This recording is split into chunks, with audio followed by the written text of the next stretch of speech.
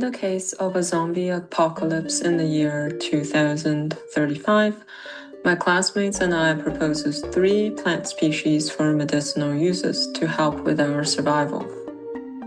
The first plant we propose to use is opium poppy, or Papaver somniferum. This is a beautiful herbaceous species that is usually grown in warmer climate. We will be using this plant for analgesic compounds found in its latex, which can be harvested through scouring the capsule with a knife. The milky sap harvested from the seed pods contains morphine and codeine, 2 of the most essential painkillers known to humanity. About 12% latex dry weight is morphine, which is enough content that a finer extraction is not needed. So ingestion of opium has been done traditionally in very simple but effective ways. Making it into tea is an easy method that allows controlled dosing and was easier on the stomach. In emergency medicine, a small ball of raw latex could even be placed directly against the gums for absorption through the mouth. These ingestion methods requires little to no fancy equipment and skills. We just need to make the latex and they can work as it is.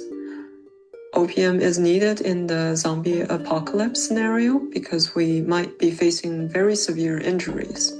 If someone is bitten and need an amputation, we might need to give them pain relief to help them fight the injury and increase their chance of survival during the operation.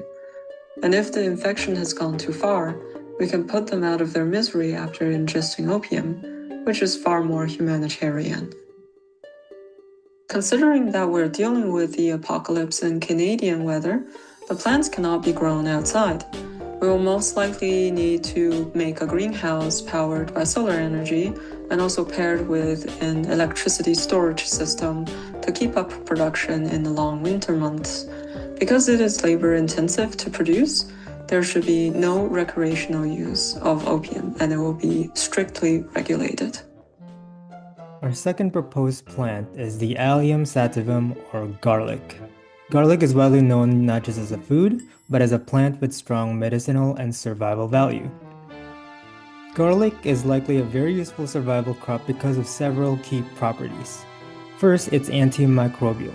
It contains compounds like allicin that can inhibit bacteria, viruses, and fungi, and it can even help preserve food. Second, it's anti-inflammatory, meaning it helps regulate cytokine production and reduce inflammation. Third, it has antioxidant effects, as its organosulfur compounds activate the body's antioxidant enzymes, helping protect cells from damage.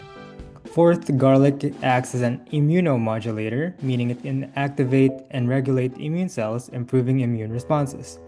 Finally, garlic contributes to disease prevention, helping reduce the risk of infections and some chronic diseases.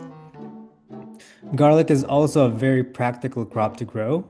It is low maintenance as it requires only moderate watering and minimal fertilization. It behaves like a perennial in practice, needing a cold period to grow properly, so it's planted in the fall and harvested in the summer. It is also self-sustaining since it grows from its cloves. One bulb can produce multiple new plants. And lastly, garlic has a strong storage advantage as it can be stored for months without refrigeration. Overall, these traits can make garlic a reliable and sustainable crop, especially in a resource-limited or survival situation like the zombie apocalypse. The third plant that we have chosen is the yellow sweet clover, Latin name Melilotus officinalis. Some uses of sweet clover that will help us in a zombie apocalypse include its anti-inflammatory properties, so it can be used as a wound dressing to decrease inflammation, and it also has anti-edematous effects, meaning it can reduce and prevent fluid buildup in tissues. It also has wound healing properties, so when ingested, it can treat chronic wounds, such as those related to diabetes, and decreases healing time for external wounds. Most importantly, it's an anticoagulant.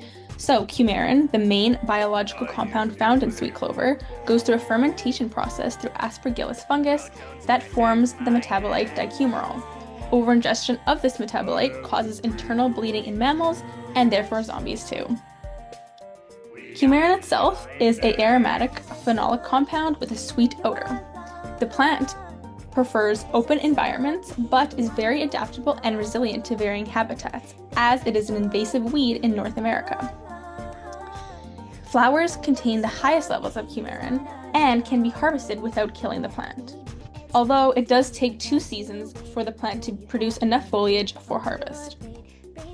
Coumarin can be delivered to zombies through weaponry or contamination of their drinking water. Even if the coumarin itself doesn't kill them, as they need high concentrations to do that, physical harm to the zombies will cause excess bleeding through its blood-thinning properties.